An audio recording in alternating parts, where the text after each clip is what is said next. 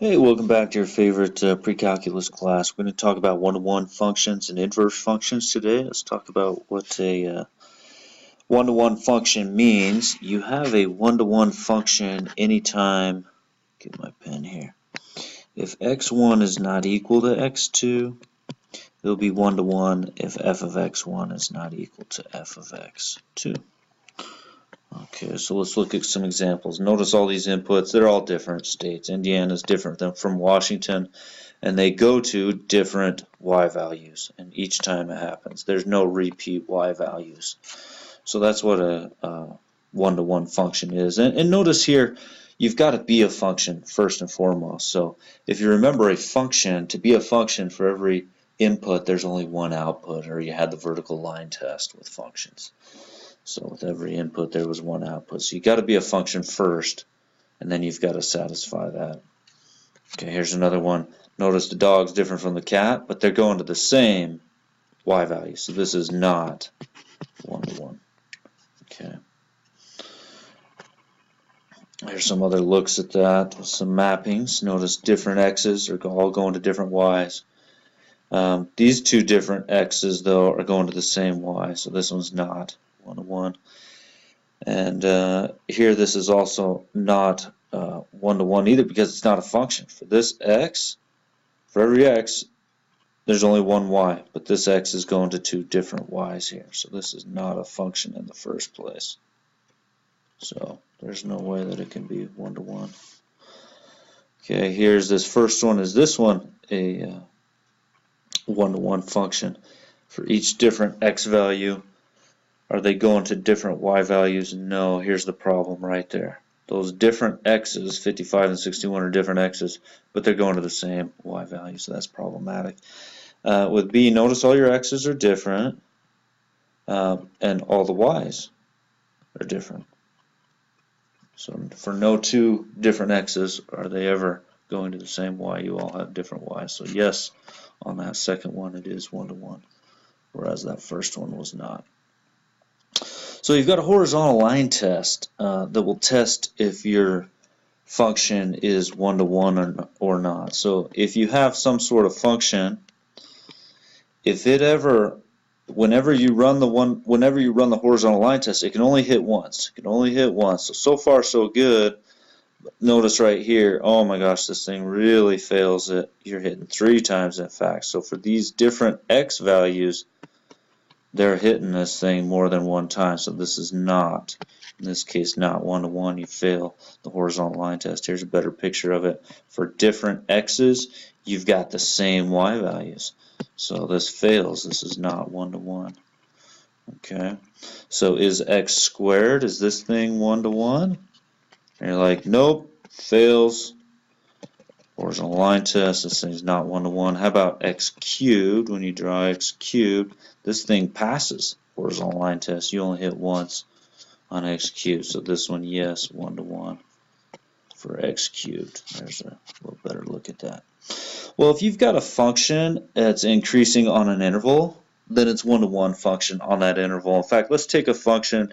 Let's look at x cubed again. This thing is increasing on its entire domain throughout, so this thing is one-to-one on the entire interval, in other words, on its entire domain. If you've got one that's decreasing, like negative x cubed, oops, I didn't draw that very good, but decreasing on the interval, well, it's one-to-one on the interval, and in this case, it's one-to-one on its entire domain. Well, what's the use of one-to-one functions? If you're a one-to-one function, then that means for every x, you're just going to have one y. So that means your inverse, and the inverse means when your range becomes your input and your domain becomes your output, then the inverse will be a function. So for a function to have an inverse, it must be one-to-one. For a function to have an inverse, it must be one-to-one. And we're going to use this symbol right there, f inverse, to denote the inverse of f. So for a function to have an inverse, it must be one-to-one. So let's find the inverse of this one first here. Notice you got your ordered pairs here, -3, -27, -2, -8, and so on. What's the domain of the original function? Well, the domain's all these x values of the original function. So all these x values are going to become the y values of our inverse.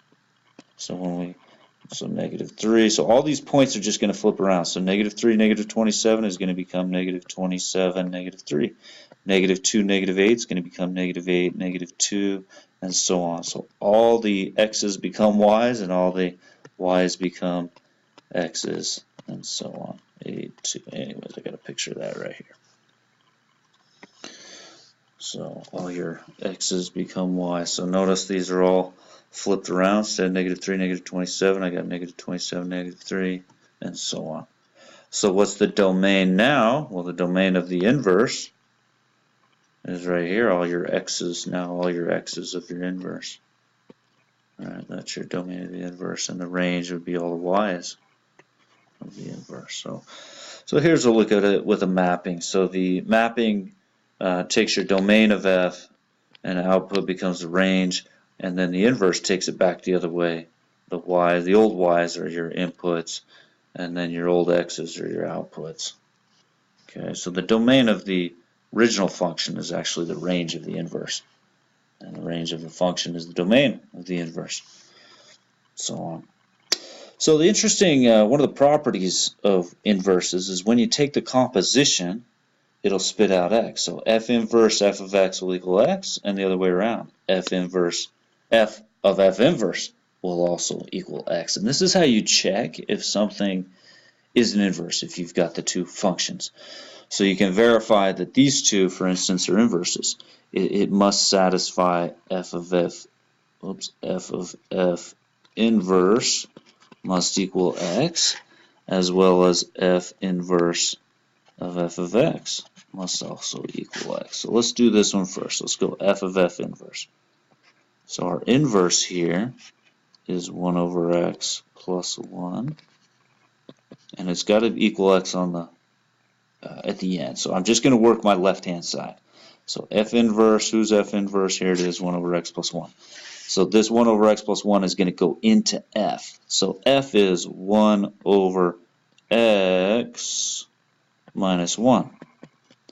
And now we're going to plug in the new input, which is the 1 over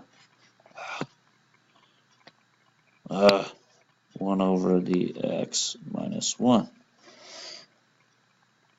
Or I'm sorry, plus 1. 1 over x plus 1 is our inverse. Well, 1 over x plus 1 minus 1, those are gone right there.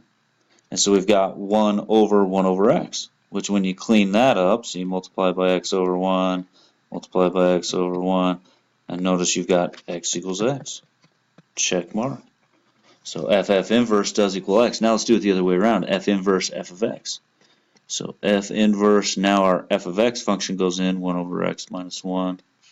Again, I'm just working my left-hand side here. Now I'm using my inverse function, which is 1 over x. And what goes in right there? 1 over x minus 1. Well, 1 over x minus 1 is x minus 1. X minus 1 plus 1 is x. What do you know? These things truly are inverses. So we just verified that they're inverses. That's showing you that same thing right there. Well, graphically speaking, the interesting thing is when you graph the function f and its inverse function, they will be symmetric about the line y equals x. So here's the function f in blue. You flip those points around. There's its inverse in red. Notice they're symmetric about that diagonal line y equals x. I just kind of messed all that up. But anyways, let's do this one right here. So here's our function f in blue.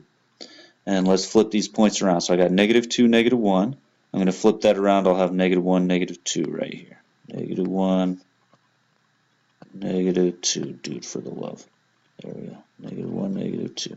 Negative 1, 0 becomes 0, negative 1. 2, 1 becomes 1, comma 2. 1, comma 2. What is wrong with this stupid thing? There we go. And now I'm going to connect those dots. So we got here to here becomes, and then here to there. And notice these are symmetric about the line y equals x. the function and its inverse. Of course, this is our inverse down here in the dark blue. Here's a little better picture of it in red. You notice the inverse there in red. So you flip the points and draw the function corresponding to it. Alright, so how do you find the inverse algebraically? Okay, well notice, or as we kind of mentioned with the inverse, the x's and the y's flip places, flip-flop. Okay, so your first step here is to go ahead and write the function. Y equals 2x plus 1 over x minus 1. So go ahead and name f of x equal to y. And then what we're going to do is step 1, we're going to switch the x and the y. So y becomes x becomes y. And now we're going to solve for y. We're going to solve for that new y. So let's multiply both sides by this y minus 1, the other side by y minus 1. So then we'll have, let me bring this over here, I get x, and I'm going to go ahead and distribute the x through to both of those. Xy minus x equals 2y minus 1. I'm going to get my y's all on one side, so subtract 2y from both sides. Take this x over to the other side. So I've got xy minus 2y equals x minus 1. Again, I'm solving for this new y, so I've got to factor this y out. So I'll have x minus 2. Divide both sides by this x minus 2. So this y, which equals x minus 1 over x minus 2, is my inverse. So I'm going to name it f inverse of x. That's my new y. This is my inverse function. So it's x minus 1 over x minus 2. There's my inverse. And of course, x cannot be 2. It's not defined there. 2 would be problematic. Okay. So you go ahead and you switch the x and y. You solve for the new y. And then the very last step is you just name that new y f inverse of x. Or whatever your original function was. The original function here was f. If the original function was g, I call it g inverse of x. Okay, here's just a look at that. So let's do it one more time with this inverse. You said, notice it here it says find the inverse of f of x equals x squared. And we said, well, wait a minute. X squared is not 1 to 1, right? It doesn't pass the horizontal line test.